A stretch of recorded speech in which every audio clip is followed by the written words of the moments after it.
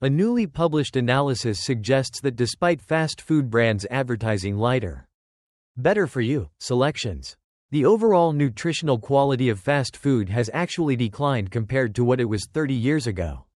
Sure, menus now feature salads, wraps, and calorie counts in tiny print, but many items that look innocent are anything but. Some are overpriced for what you get. Others offer almost zero meaningful nutrition. And a few are so irrational that you have to wonder who approved them in the first place. If you've ever fallen for one of these traps, relax, you're in very crowded company. Let's break down a few of the worst examples, starting with a crowd pleaser that fools far too many late-night customers. Picture this. It's close to midnight.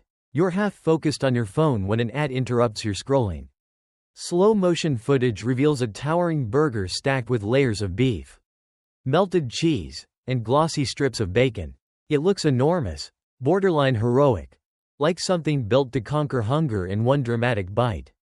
In that moment, ordering it feels bold, satisfying, even brilliant. What the commercial doesn't spotlight is the nutritional wreckage hiding behind that glossy bun. These oversized burgers frequently pack more than 1.500 calories in a single serving. That's essentially an entire day's recommended energy intake compressed into one handheld meal. They rise tall and proud, almost architectural in design, except unlike a celebratory cake, this indulgence may leave you feeling physically miserable afterward. The sodium content alone can skyrocket, pushing your blood pressure into uncomfortable territory. And the ingredients? Often it's highly processed cheese slices, bacon that tastes more like concentrated salt than meat, and patties that have lingered under warming lamps long enough to lose any hint of freshness. Then there's the price tag. These mega sandwiches commonly run anywhere from $12 to $18.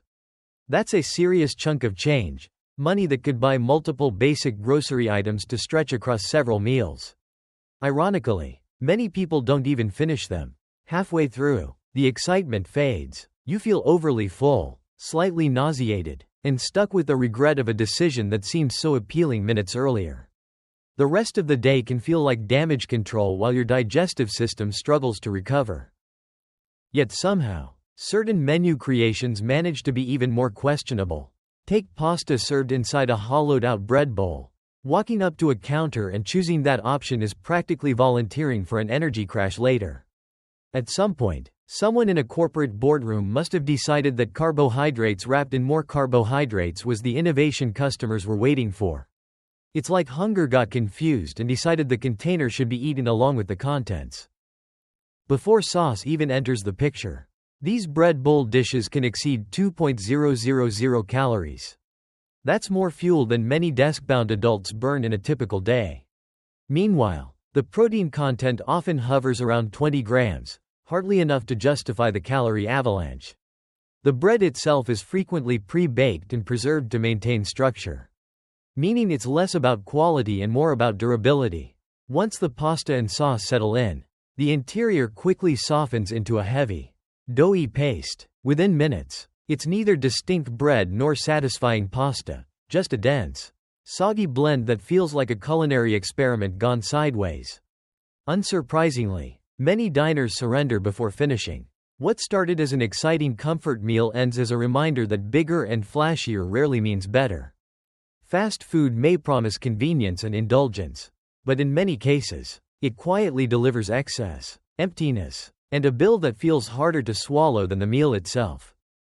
You might make it a few bites in, maybe a quarter of the way, before your body starts sending subtle distress signals. The initial excitement fades, replaced by that heavy, overstuffed feeling that tells you this probably wasn't your smartest decision. And then there's the bill. Dropping $15 to $20 on a bowl of low-cost pasta crammed into a hollowed-out loaf of bargain bread feels less like a treat and more like a financial prank. You're essentially paying restaurant prices for ingredients that cost pennies in bulk. Speaking of questionable menu picks, let's move on to something that's marketed as high quality but rarely lives up to the label. Those so-called premium chicken nuggets. Fast food chains love to describe them with words like all natural, farm-raised, or crafted. The commercials paint a charming picture, chickens roaming freely under blue skies. pecking at wholesome feed, living better lives than most of us. It's a comforting story. It's also far from the full truth. In reality, many of these nuggets contain only about 40% to 50% actual chicken. The remaining portion is often a blend of starches, binding agents, flavor enhancers, and other processed components that sound more at home in a lab than in a kitchen. You're not buying a solid piece of poultry. You're buying a reconstructed mixture shaped to resemble one. The crispy coating doesn't help much either. It's typically loaded with preservatives, artificial flavorings, and stabilizers designed to maximize shelf life rather than nutrition. Here's the twist. Restaurants often charge more for these upgraded nuggets. So not only are you getting a product that's barely half meat, you're paying a premium for the illusion of quality. At least the basic version doesn't pretend to be something extraordinary. The production process alone should give you pause. The chicken is ground into a paste, combined with fillers, pressed into uniform shapes, coated, partially fried, frozen, transported across long distances, and finally reheated under warming lights. By the time it reaches your tray, it's gone through a manufacturing journey longer than some international flights. What's telling is that even children can notice the difference between heavily processed nuggets and real chicken.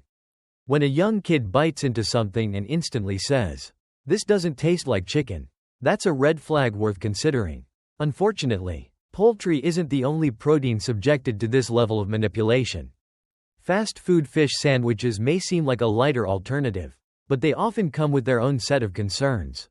These sandwiches usually start with the cheapest available white fish, commonly pollock, that has been minced, reshaped, and heavily processed. By the time it's formed into a neat rectangular patty, it barely resembles anything that once swam in the ocean. Additives and preservatives are frequently mixed in to maintain texture and extend shelf life. Some of these ingredients face restrictions in other countries, yet they remain standard in many American fast food kitchens. Ironically, the breading often carries more flavor than the fish itself. That crisp outer layer, seasoned and fried, does most of the heavy lifting in terms of taste. Underneath, the fish can be bland and overly uniform in texture. Then comes the tartar sauce, a creamy blend largely made from mayonnaise, relish, and sweeteners. Its tangy sweetness helps mask the otherwise unremarkable patty beneath it. The bun rarely improves the situation. It tends to absorb moisture quickly, turning limp and soggy within minutes. Many customers order fish sandwiches believing they're making a healthier choice compared to a burger. Unfortunately, that assumption doesn't always hold up. Some of these sandwiches contain sodium levels equal to, or even exceeding, those of traditional beef burgers. Along with a comparable calorie count, the beneficial omega-3 fats typically associated with fish are often diminished during extensive processing and deep frying. What remains is a product that sounds virtuous on the menu but delivers little of the nutritional advantage people expect. In the end, clever marketing and strategic wording can make almost anything seem like a smart option. But once you look past the glossy images and carefully chosen phrases, the reality is often far less appetizing. As if the nutritional downsides weren't enough, the cost makes it even harder to defend. Most fast food fish sandwiches run between $8 and $12, and what you're really buying is the cheapest tier of processed fish concealed beneath a thick crust of fried batter and a generous smear of sauce. The coatings and condiments do most of the work, distracting you from the fact that the seafood itself is low-grade and heavily altered. Strip away the crispy shell and tangy toppings, and there's very little substance worth celebrating. If that feels disappointing, the situation doesn't improve when you shift your attention to what these chains advertise as cheese. Customers often treat extra cheese like a simple upgrade, an easy way to boost flavor and indulgence.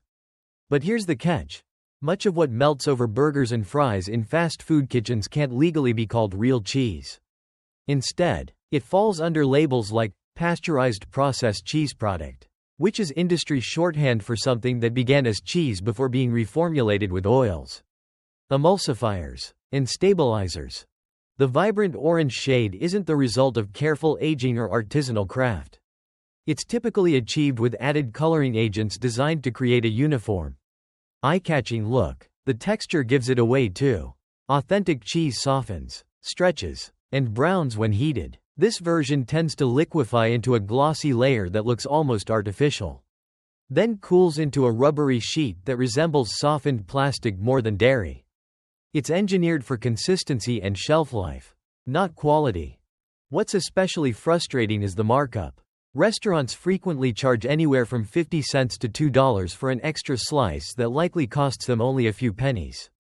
In other words, you're paying premium add-on prices for something manufactured at minimal expense. Take a glance at the ingredient list and it reads less like food and more like a lab inventory. Various phosphates, citrates, preservatives, and synthetic dyes. When understanding your topping requires familiarity with chemical terminology, it may be time to reconsider. Despite that, people add this processed cheese to nearly everything: burgers, fries, hot dogs, nachos, believing it enhances flavor. In reality, it often masks the original taste of the food underneath. And dairy isn't the only category transformed by industrial shortcuts. Consider those brightly colored frozen beverages swirling behind clear plastic machines. They look fun and refreshing, almost festive, like something you'd grab on a hot day at a fair.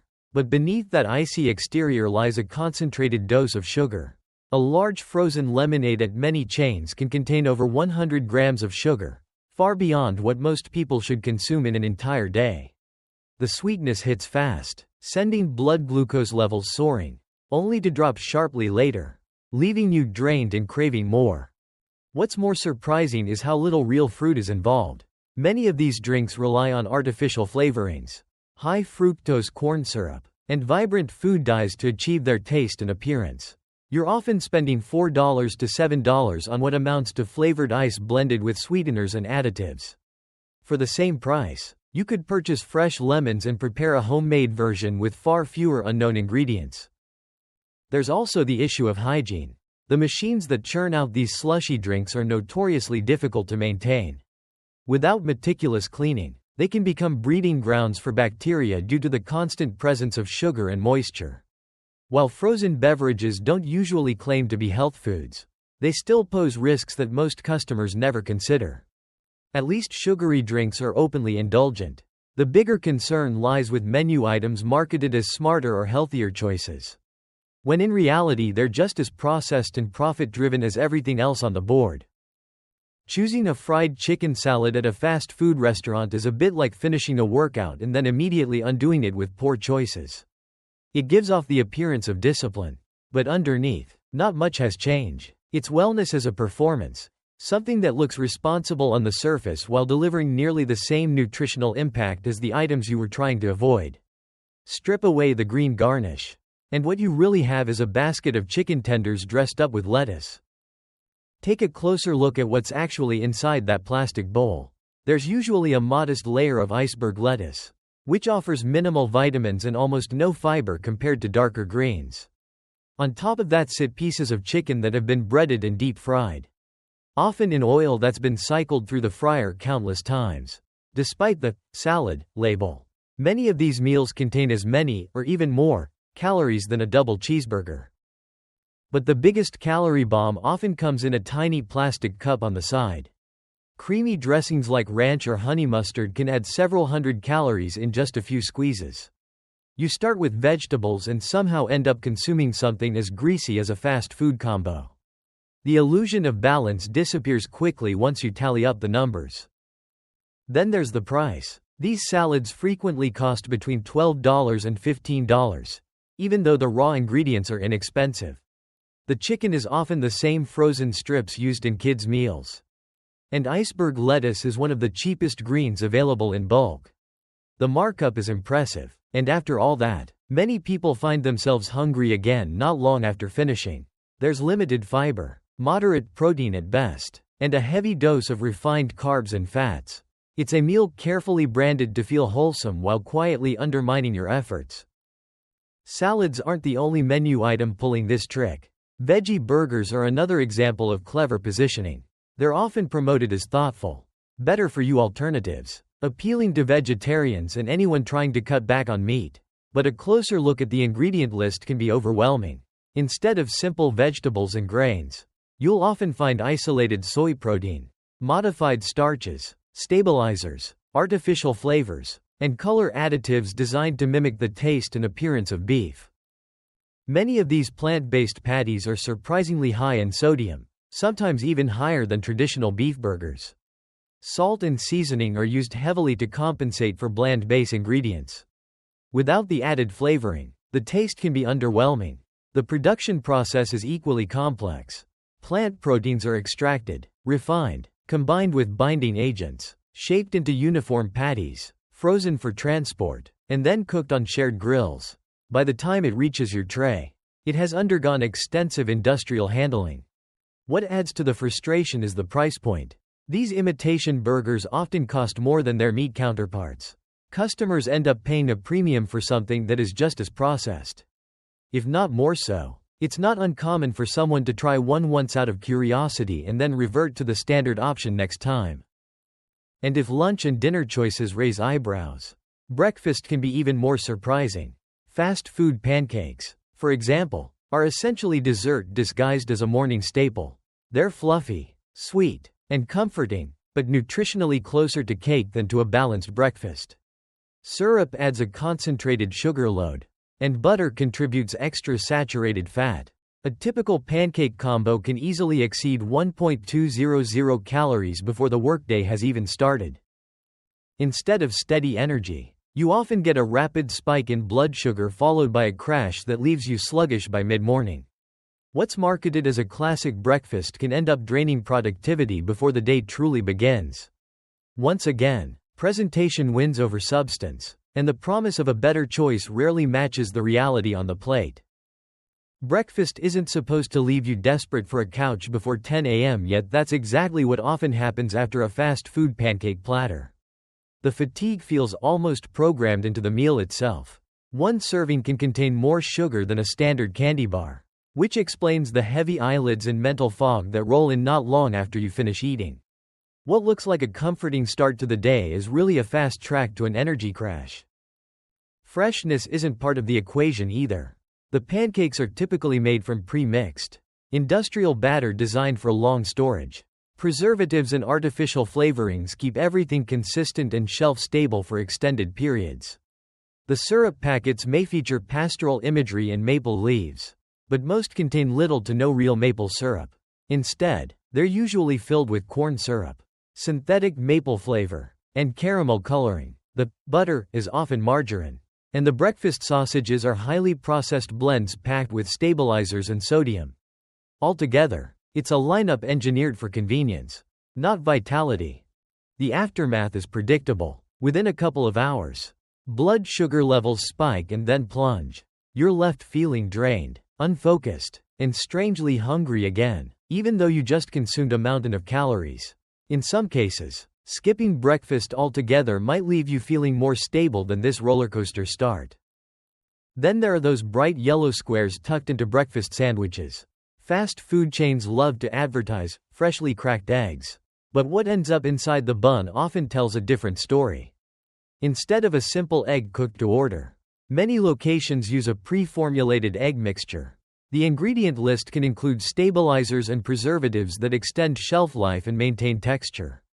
When eggs require additives to hold their shape, they've drifted far from their natural state.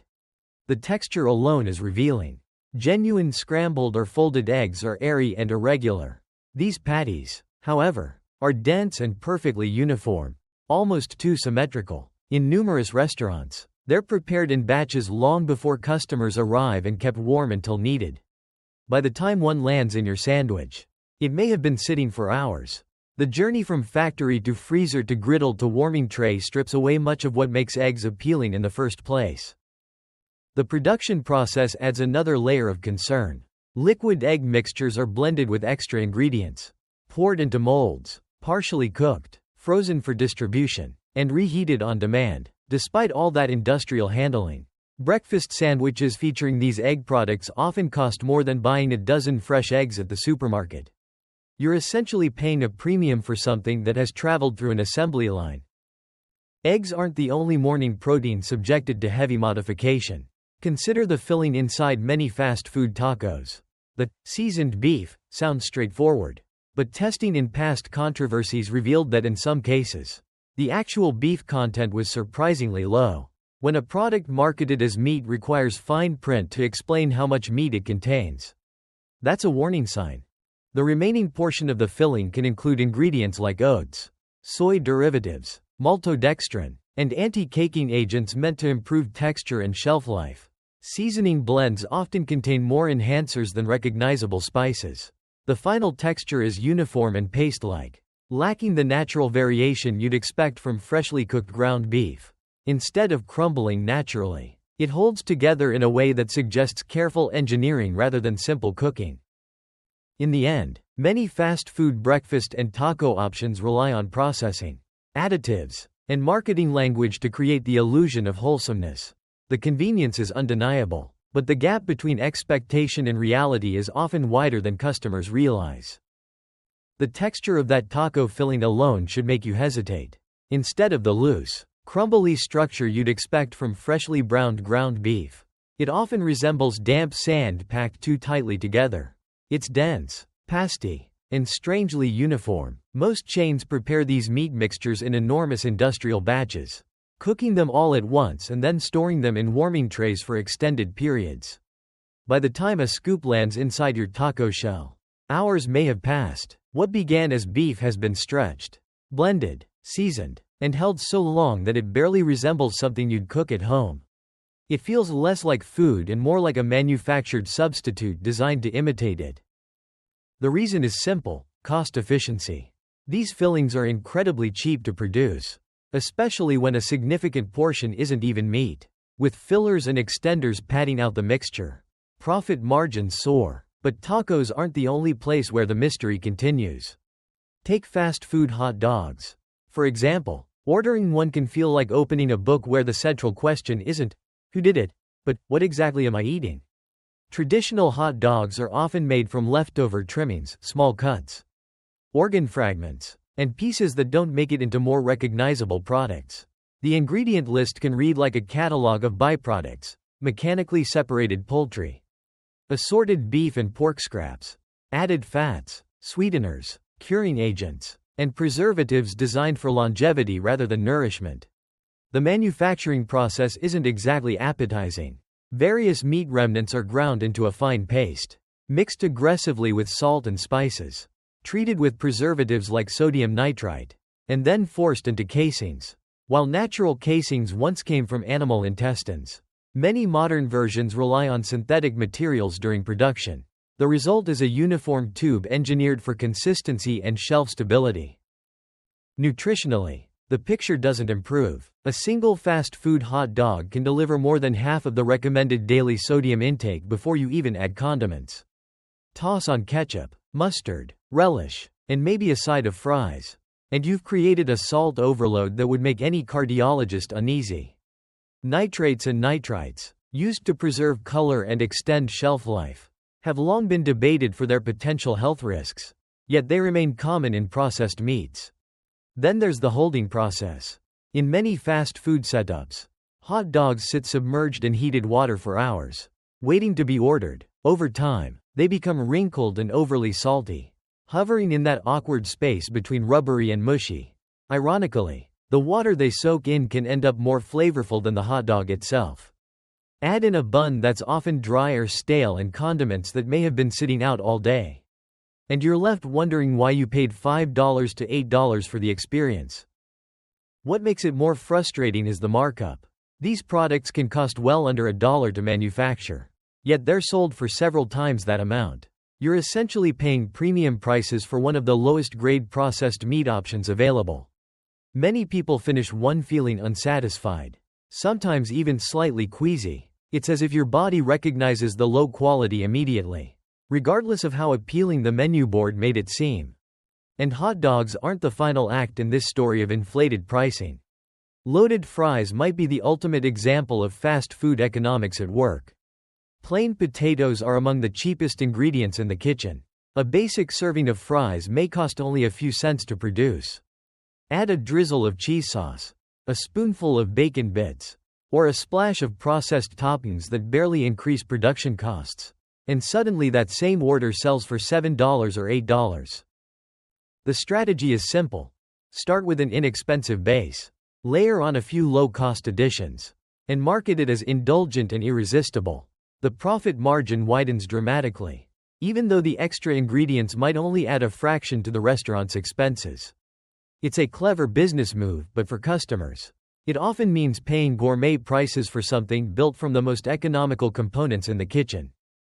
It usually begins with a batch of pre-cut frozen fries that were cooked long ago and are now idling beneath warming lights, slowly losing whatever crispness they once had. By the time they're scooped into a tray, they've been sitting around far longer than anyone would tolerate for freshly made food. Then the transformation begins. A stream of neon-colored cheese sauce is pumped over the top, followed by a scattering of bacon crumbles that taste more like concentrated salt than actual meat.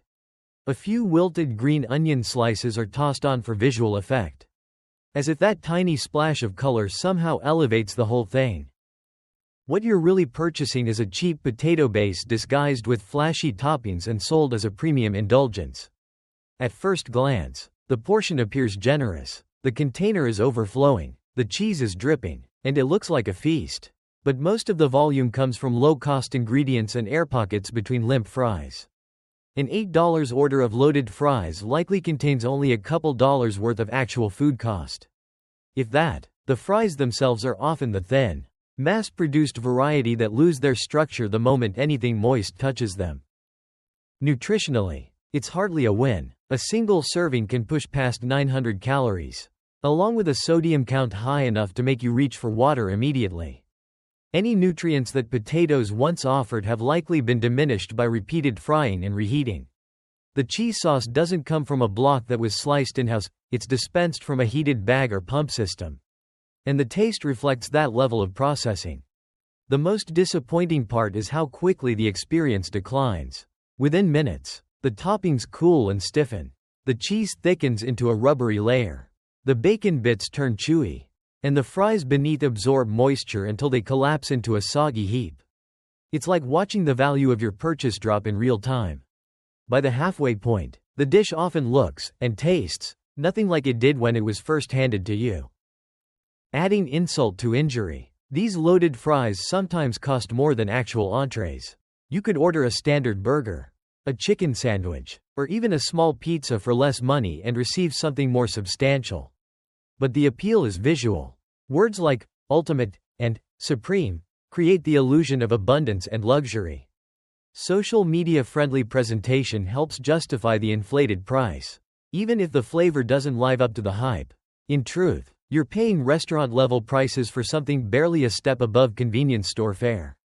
The margins are enormous because potatoes are cheap, and toppings are inexpensive in bulk. Many customers end up taking a few photos, eating part of the tray, and leaving the rest behind as it grows cold and greasy. Regret sets in alongside the realization that you spent a surprising amount on what is essentially dressed-up fast food. And then there are the thick, sugary drinks often ordered alongside these meals. Modern fast food milkshakes are a far cry from the classic versions once served in glass cups with scoops of real ice cream. Today's versions are typically made from a soft-serve style dairy mixture blended with syrups, artificial flavorings, and high-fructose corn syrup. Thickening agents ensure the texture is dense enough to feel indulgent, but the ingredient list is more industrial than nostalgic. Calling them milkshakes feels generous. They're more like dessert beverages engineered for maximum sweetness.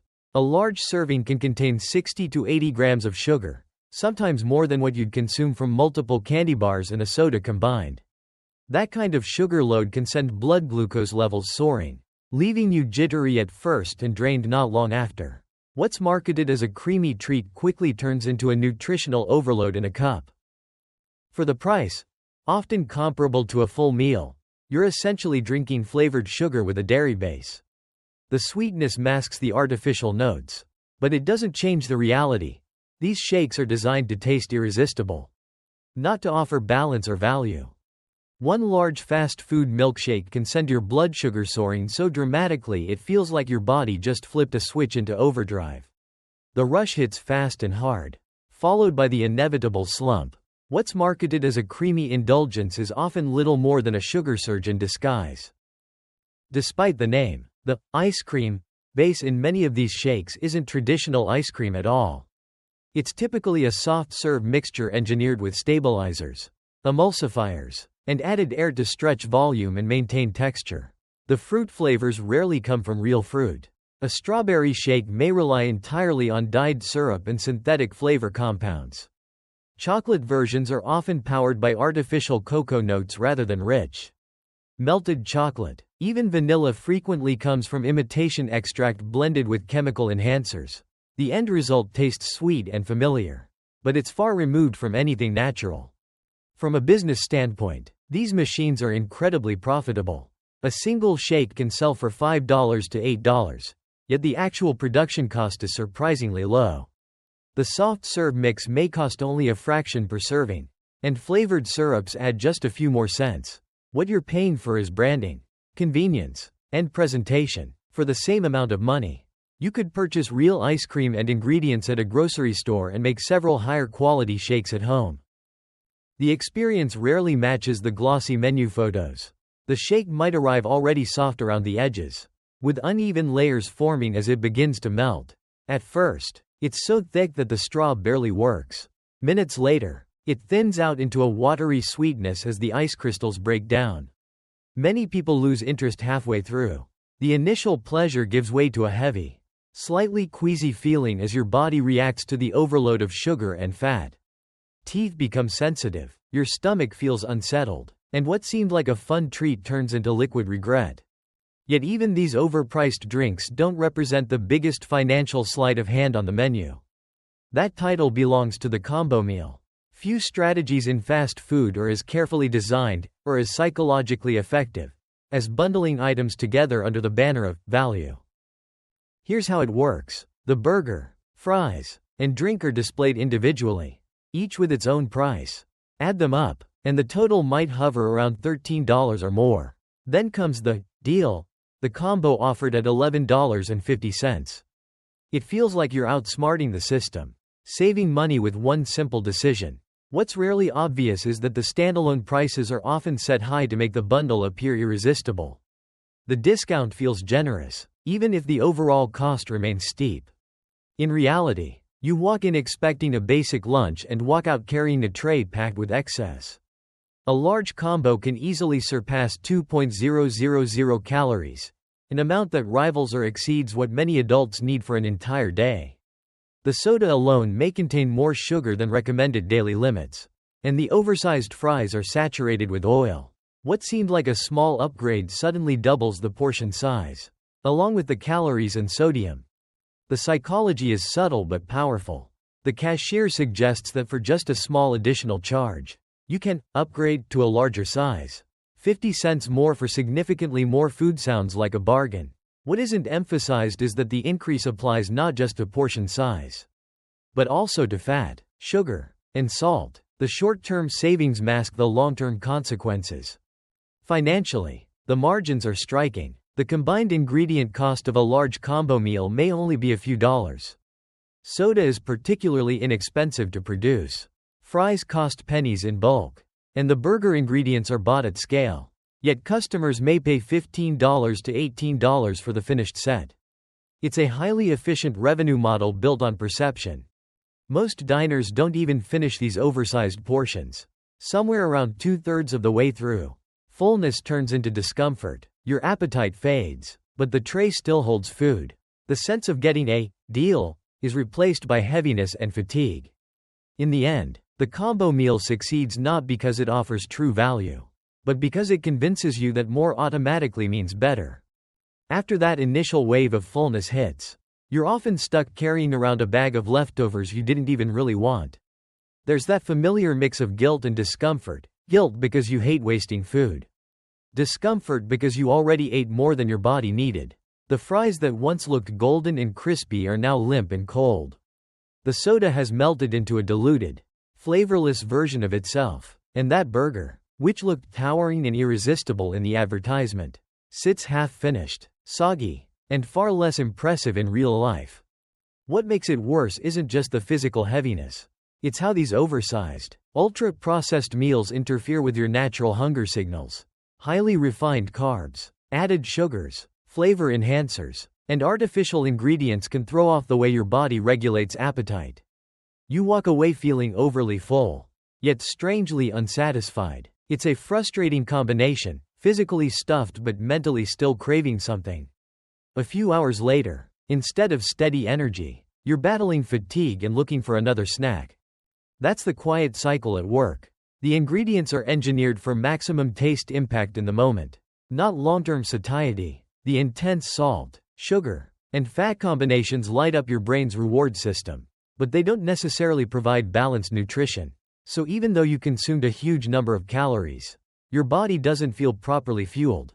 The result? More cravings, more impulse decisions, and often another trip through the drive-thru sooner than you expected. When you step back and look at the pattern, it becomes clear how easy it is to overspend on meals that underdeliver. Clever pricing structures, oversized portions, flashy marketing, and strategic flavor engineering all work together to create the illusion of value. Meanwhile, you're left with a lighter wallet and a heavier stomach. In the end, both your health and your finances deserve more thoughtful choices. Paying premium prices for food that leaves you sluggish, unsatisfied, and questioning your decisions isn't much of a bargain. Convenience may be tempting, but feeling energized, balanced, and genuinely satisfied is worth far more than any combo deal on a menu board.